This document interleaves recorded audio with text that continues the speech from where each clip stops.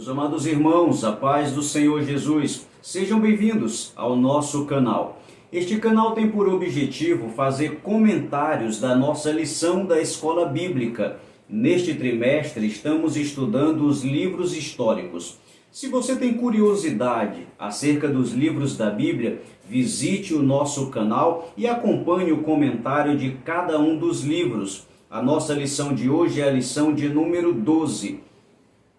Livro de Neemias, a reconstrução dos muros e vencendo os inimigos. O livro de Neemias é um dentre os livros históricos. É o 16º livro da Bíblia Sagrada e o 11º livro histórico. O livro de Neemias é o assunto da nossa lição de hoje. Iniciando a nossa lição, capítulo de número 1. A relevância do livro de Neemias. Meus irmãos, conhecer mais um livro da Bíblia é de suma importância para a nossa trajetória da vida cristã. E conhecer o livro de Neemias é nos aproximar mais de Deus, conhecendo a sua vontade através da sua palavra. O livro de Neemias certamente tem instruções maravilhosíssimas para adaptação na nossa vida cristã. Acompanhe na sua tela alguns pontos relevantes deste livro. A relevância do livro de Neemias. O livro de Neemias encerra a história do Antigo Testamento, juntamente com Esdras, com quem forma um único livro na Bíblia hebraica. Meus irmãos, muito importante esse ponto e talvez até surpreendente para você. Mas o livro de Neemias, ele encerra a história dos hebreus, a história do povo de Deus no Antigo Testamento. Posteriormente ao livro de Neemias, nós entramos para o período interbíblico entre o Antigo Testamento e o Novo Testamento. Mas, irmão Johnny, o último livro da minha Bíblia não é Neemias, é o livro de Malaquias. Entenda, o livro de Neemias ele está contando a história do povo de Deus. Malaquias, ele é profeta, não é um livro histórico. E entre os profetas, Malaquias é o último. E Malaquias profetiza na mesma época que viveu Neemias. Então, quando encerra o período histórico de Neemias, encerra também aqui embaixo o período profético de Malaquias. Então, Neemias e Malaquias terminam junto e inicia o período chamado interbíblico. Outro fato relevante é que o livro de Esdras e Neemias originalmente formava um único livro, chamado Livro de Esdras. Com o passar do tempo, o livro de Esdras foi dividido em dois, sendo o primeiro e segundo livro de Esdras. Depois de um certo tempo, este segundo livro de Esdras passou a ser chamado de Livro de Neemias. Isso porque foi observado que do capítulo 1 até o capítulo 7, usa-se muito a primeira pessoa do singular, dando a entender que quem escreveu a primeira parte do livro teria sido o próprio Neemias. Por esta razão, o livro de Neemias possui hoje, no nosso entendimento, uma dupla autoria, sendo Esdras e Neemias. Na sequência do slide, meus irmãos, temos aí a divisão do livro de Neemias, que está dividida em três partes. A reconstrução dos muros, que vai do capítulo 1 ao 7, o avivamento em Jerusalém, do capítulo 8 ao 10, e a reforma da nação, que vai do capítulo 11 ao capítulo de número 13. Aí embaixo nós temos outros pontos que demonstram a relevância do livro de Neemias. Primeiro, registra a reconstrução dos muros de Jerusalém.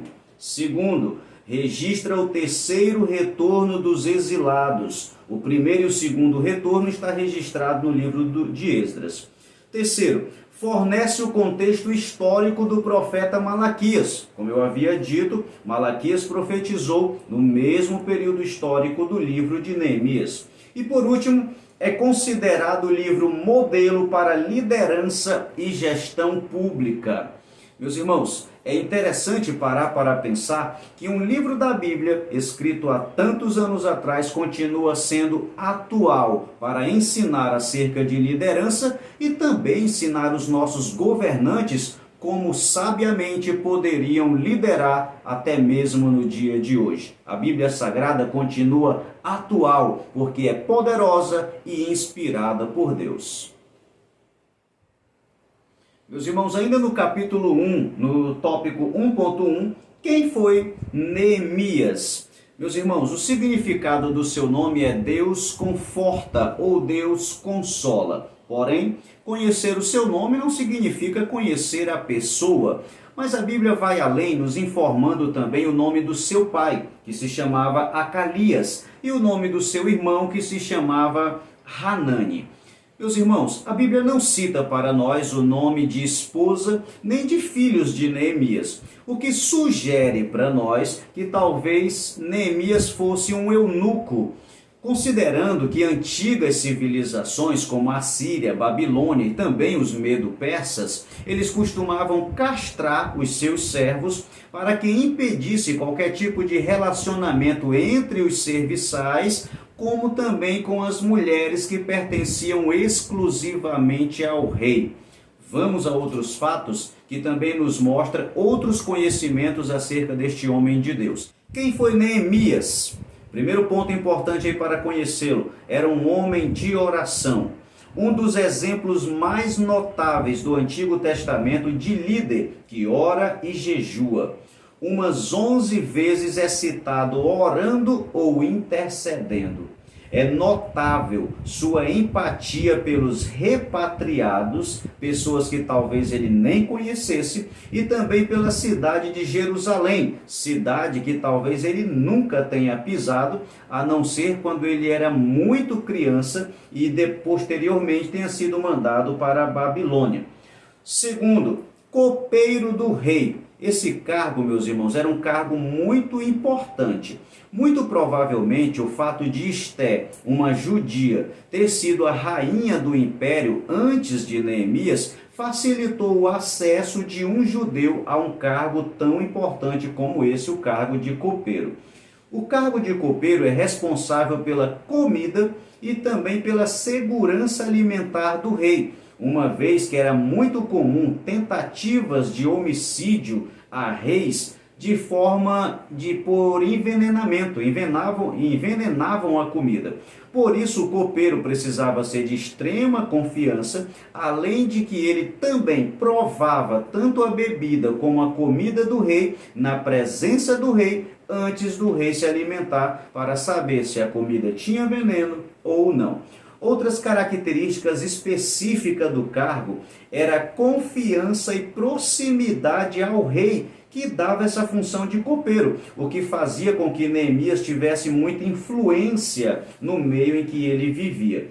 O auge da profissão de copeiro. Neemias era copeiro do rei. Nenhum outro copeiro, nenhum outro profissional desta área teria um cargo mais elevado do que o ocupado por Neemias. Vivia no palácio de inverno. O palácio de Suzã não era a sede administrativa do império, mas sim um palácio de inverno. E ele comia e bebia do melhor da terra, uma vez que ele comia dos alimentos do grande imperador, dono uma das maiores potências mundial naquela época.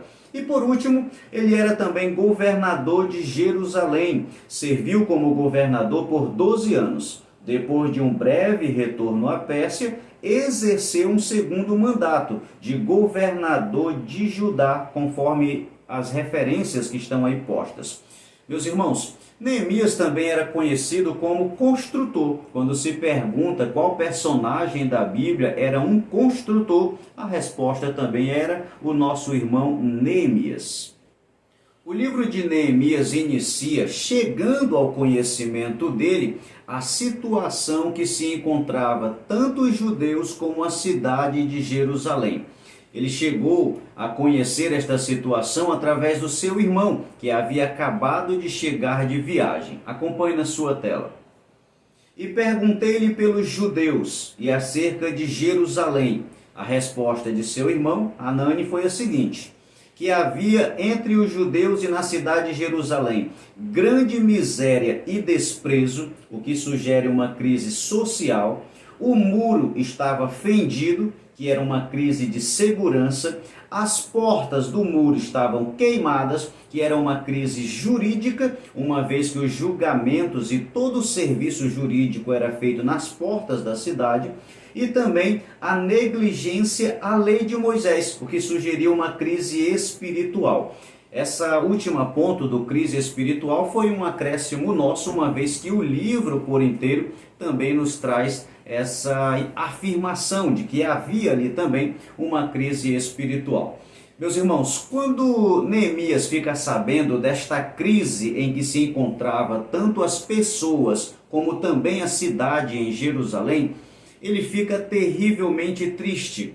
A Bíblia diz que o seu semblante muda, ele ora, ele jejua e entra em uma campanha de oração pedindo a Deus que Deus tomasse providência. Em um certo dia, ao servir o rei percebe que o seu semblante era de tristeza. E mesmo o rei percebe que aquela tristeza não era por outra coisa a não ser uma tristeza do coração. Indagado sobre qual era a sua situação, Neemias conta-lhe a história e pede a permissão ao rei de poder voltar à cidade, ou de ir até a cidade de Jerusalém, para reconstruir os muros da cidade onde estavam enterrados seus pais. O rei, de muita boa vontade, permite que Neemias pudesse ir para Jerusalém com status de governador para poder solucionar muitos dos problemas daquela cidade. Neemias trabalhou em muitas áreas, porém a reconstrução do muro foi a sua missão principal. Entramos agora para o capítulo de número 2, o muro e suas características.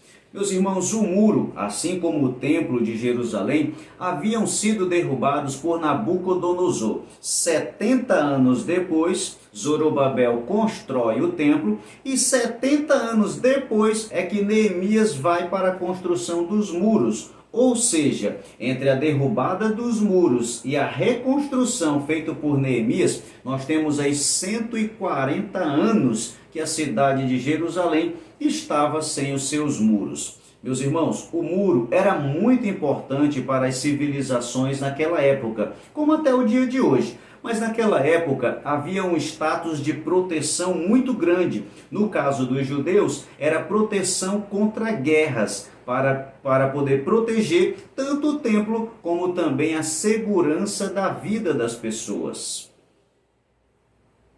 Continuando, meus irmãos, temos o tópico 2.1, características do muro. Meus irmãos, os muros naquela época eram feitos totalmente de pedra, com portas extremamente grandes e feitas de madeira, o que lhe dava muito peso.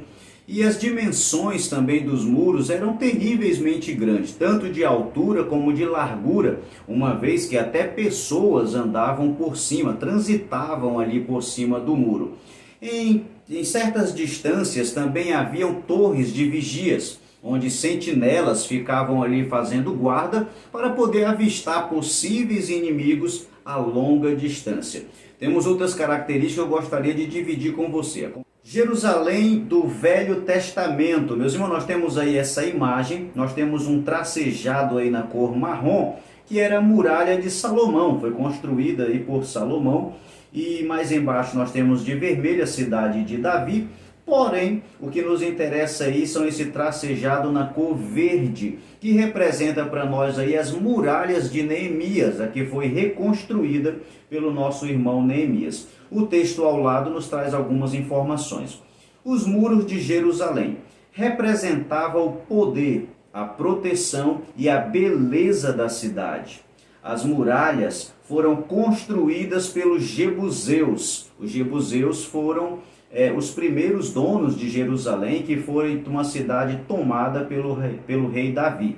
Posteriormente foi fortificada por Salomão e reconstruída por Neemias.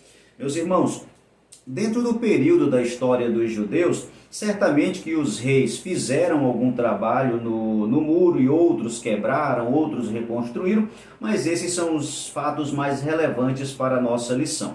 Aí embaixo nós temos as dimensões. O comprimento era de 4.018 metros, a altura 12 metros, largura 8,5 metros e contém 34 torres de vigia e 12 portas de entrada.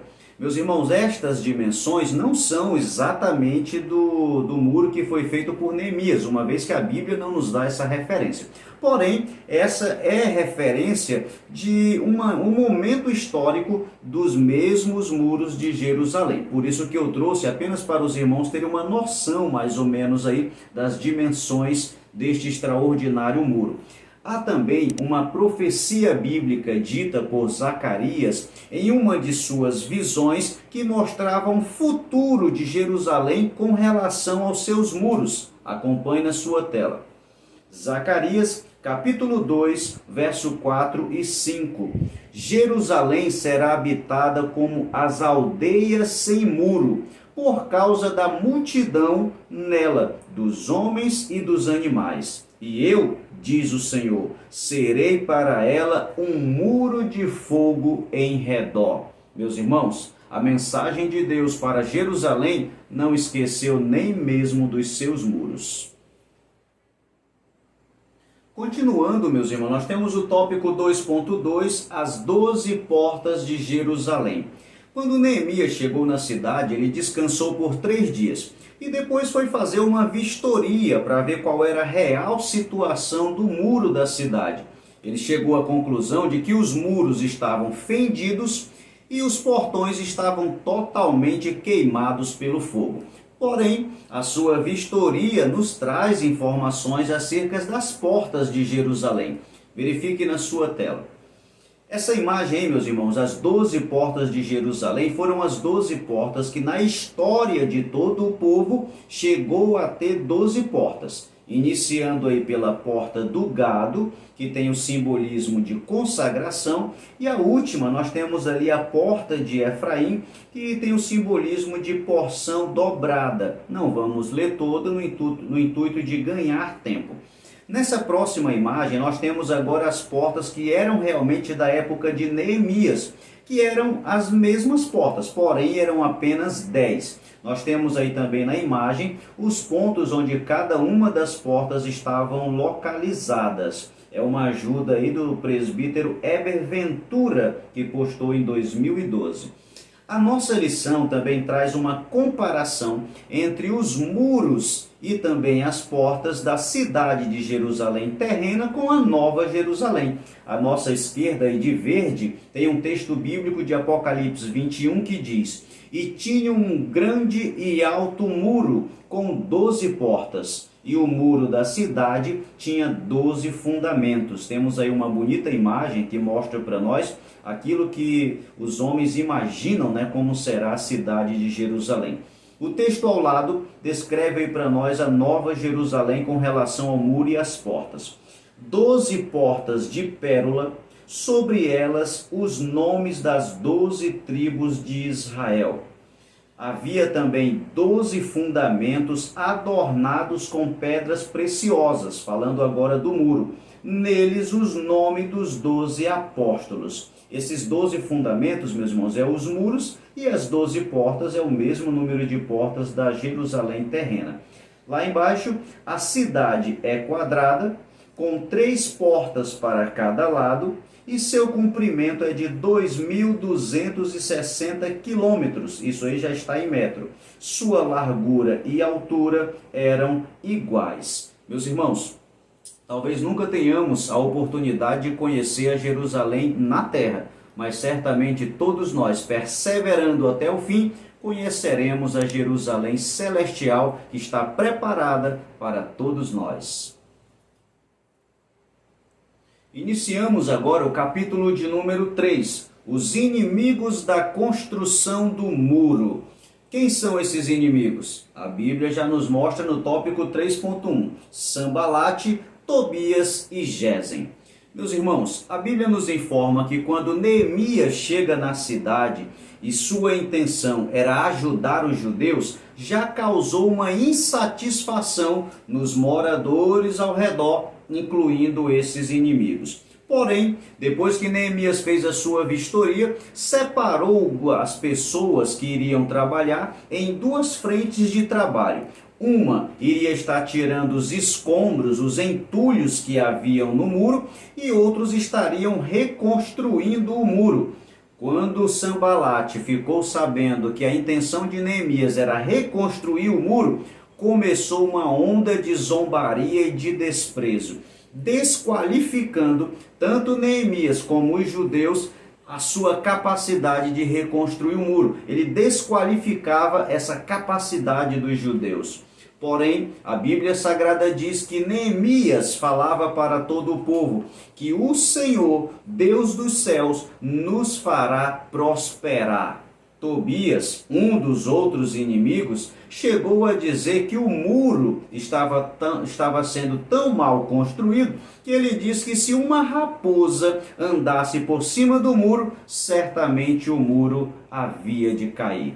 Meus irmãos, é de se pensar que às vezes por nós estarmos tentando fazer a vontade de Deus, o mais correto seríamos receber aplausos. Porém, na tentativa de agradar a Deus, Neemias não recebeu aplausos, mas recebeu zombaria, desprezo e muitas críticas.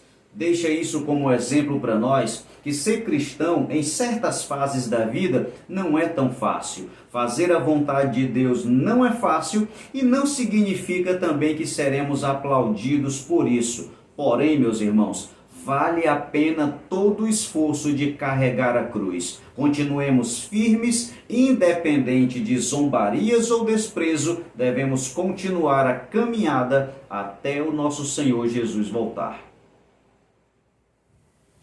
Meus irmãos, na sequência temos agora o tópico 3.2, a importância da vigilância. Vamos aprender com a história de Neemias um pouco sobre vigiar. Em meio a zombarias e desprezo, o coração do povo estava inclinado em trabalhar e eles estavam chegando já à metade da construção do muro.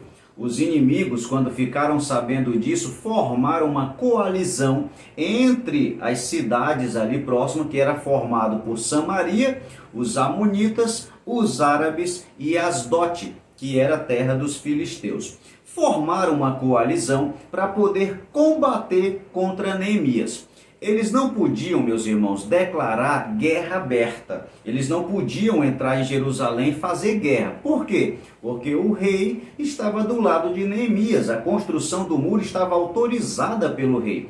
Então, qual foi o projeto deles? Decidiram que iriam assassinar alguns trabalhadores, de forma que os outros ficariam com medo e desestimulados a continuar aquela grande obra. Porém, Neemias, sabendo desse projeto, a Bíblia não diz como, talvez por uma revelação de Deus, não sei, mas Neemias ficou sabendo da ideia destes inimigos, e Neemias então abriu uma terceira frente de trabalho. Nós já tínhamos a primeira, que era daqueles que tiravam os entulhos, tínhamos o segundo grupo, que eram os que montavam as pedras e reestruturavam o muro, e agora temos a terceira frente de trabalho, que eram os guardas. Meus irmãos, o povo estava tão protegido ali que Neemias contratou até algumas pessoas com trombetas, que caso visse o inimigo, tocava a trombeta, todo mundo se reunia no mesmo lugar, batalhava e Deus lhes daria a vitória.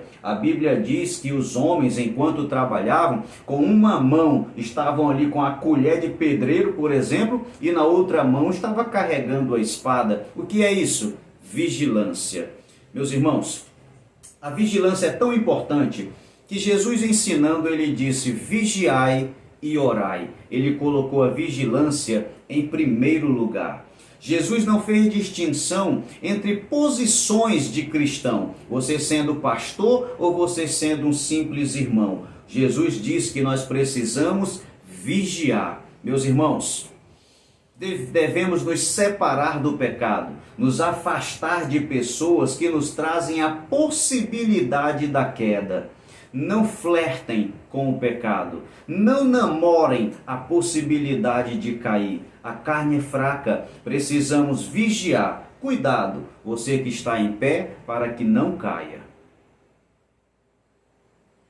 Iniciamos agora, meus irmãos, o capítulo 4, a restauração espiritual liderada por Esdras. Ainda estamos no livro de Neemias, porém temos a participação de Esdras. Se você quiser saber mais acerca deste personagem da Bíblia, faço a sugestão de que olhe o nosso vídeo anterior. Ali nós fazemos uma grande explanação acerca deste homem de Deus.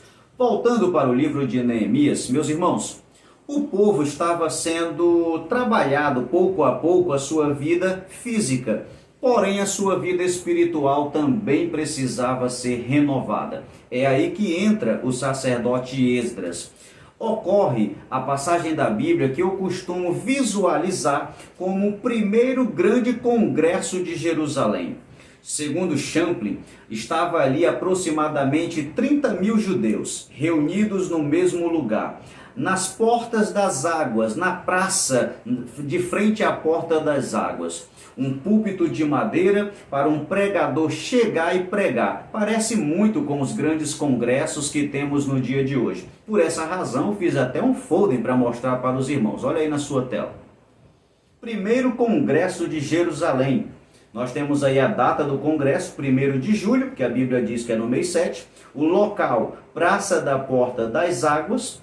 O horário, das 6 às 12 da manhã. O conferencista seria o escriba Esdras, hábil na lei de Moisés. E o tema do congresso, a lei de Moisés. Todas essas referências que estão aí com relação ao congresso, eu tirei da própria Bíblia. Meus irmãos, nós temos aí informações suficientes para pensar que aquilo poderia ser um grande congresso. Certo é, meus irmãos, que quando Esdras chega e abre o livro da lei, o povo se coloca em pé.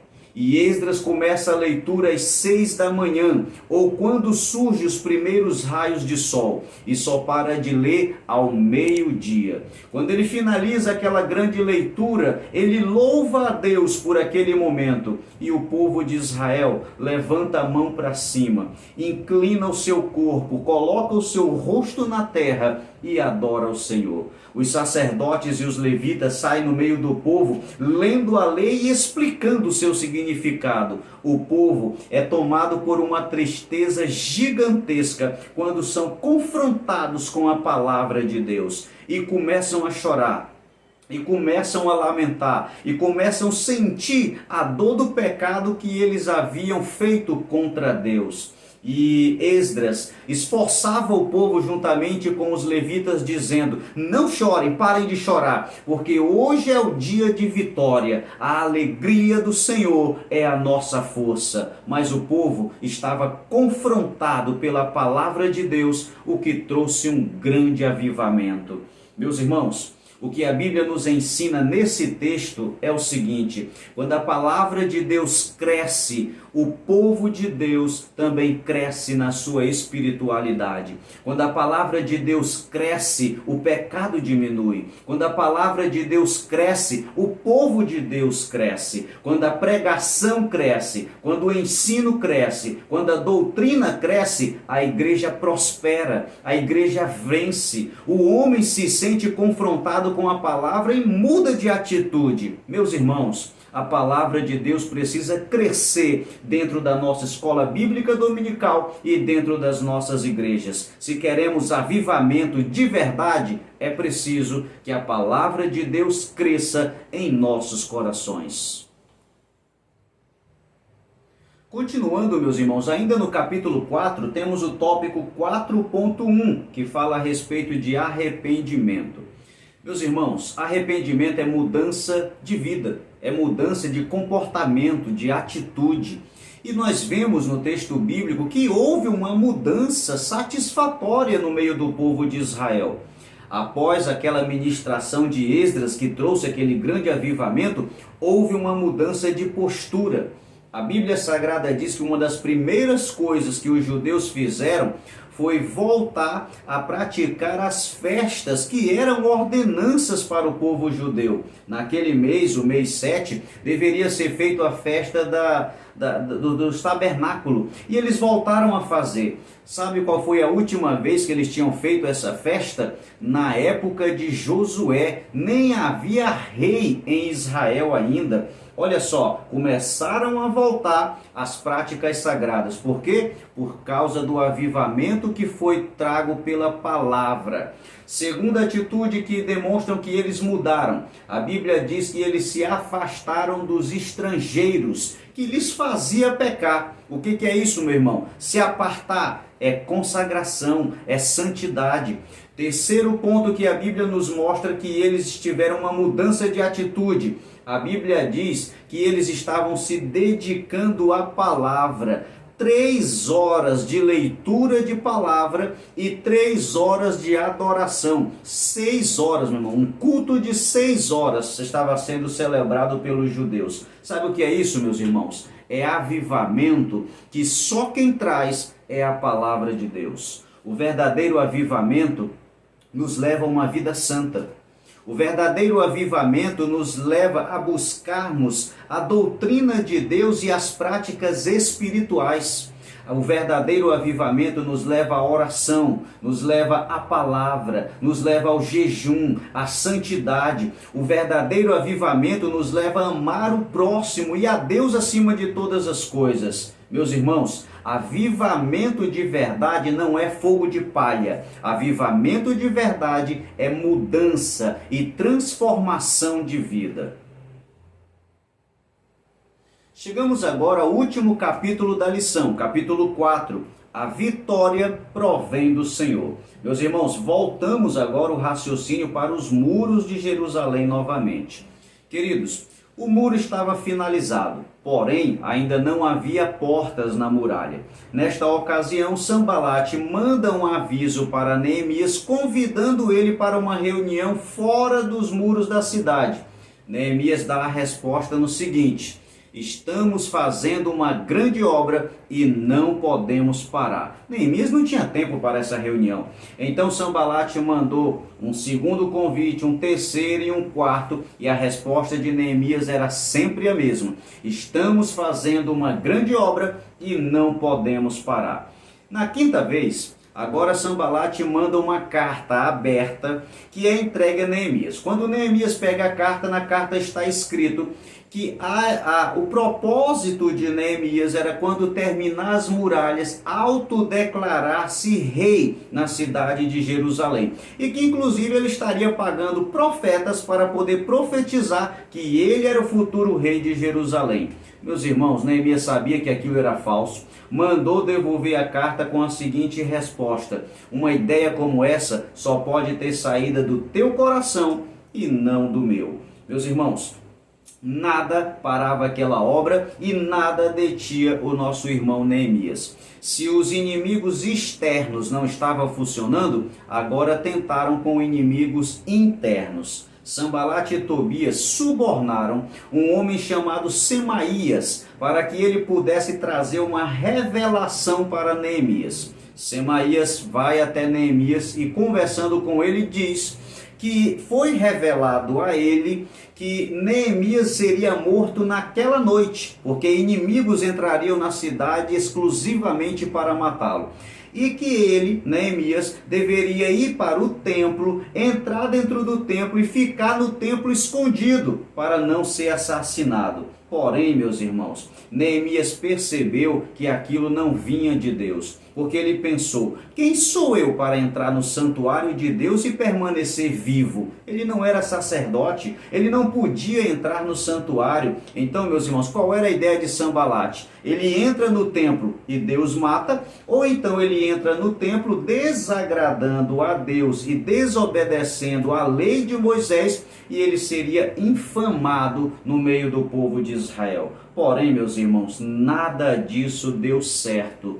E em 52 dias de obra foi finalizado toda a muralha de Jerusalém. Isso está registrado na Bíblia Sagrada. Acompanhe aí na sua tela.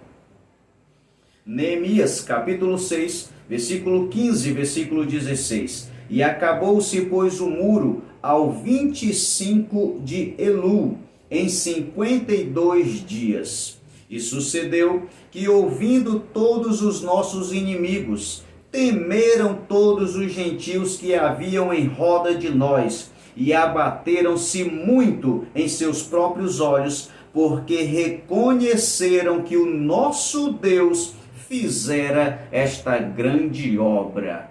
Meus irmãos, como diz o tópico desta lição, a vitória provém do Senhor. Neemias sempre atribuía a Deus toda a vitória que ele conquistava. O livro finaliza, meus irmãos, com Neemias convidando o povo para juntos irem adorar o Senhor no santuário, no dia da dedicação, na consagração do muro. Porém, olha a ideia, ele divide o povo em dois. Cada um vai por um lado, juntamente com sacerdotes e levitas, Neemias para um lado, Esdras para o outro, vão andando juntamente com o povo, cada um por um lado, e vão louvando, adorando a Deus, cantando trombetas, tocando as suas harpas, cantando os seus hinos. Eles vão cada um de um lado, pelo lado da muralha de Jerusalém, até encontrar-se no templo. Quando eles se encontram no templo, fazem um grande sacrifício em adoração a Deus e em dedicação e consagração às muralhas de Jerusalém. Meus irmãos, o livro de Neemias finaliza com um grande avivamento por causa do crescimento da palavra, uma adoração de todo o povo judeu em comunhão um com o outro, adorando a Deus juntos, e finaliza com o nosso irmão Neemias lutando contra abusos sociais que era feito contra os pobres. Meus irmãos, o livro de Neemias é extraordinário em nos ensinar que precisamos construir uma vida espiritual sólida, tirar os entulhos que atrapalham a nossa vida e o nosso crescimento espiritual, e todo dia, pedra sobre pedra, construir um muro espiritual que nos traga fortaleza e força no Senhor para continuar esta caminhada. Este livro é extraordinário e a nossa vida precisa ser respaldada pela Bíblia Sagrada. Deus abençoe a sua vida e a nossa escola bíblica dominical, em nome de Jesus. Meu irmão, muito obrigado a você que permaneceu conosco até o final deste vídeo. Deixe o seu like aqui no nosso canal, faça também um comentário e, se você ainda não é um inscrito, inscreva-se no nosso canal e faça parte da nossa história. Acione também o sininho, dessa forma o YouTube irá lhe comunicar assim que postarmos um novo vídeo. Você pode ser também um colaborador do nosso canal. Através do nosso Pix, você pode ajudar na manutenção e na qualidade dos nossos vídeos. Seja um colaborador voluntário e Deus o abençoe.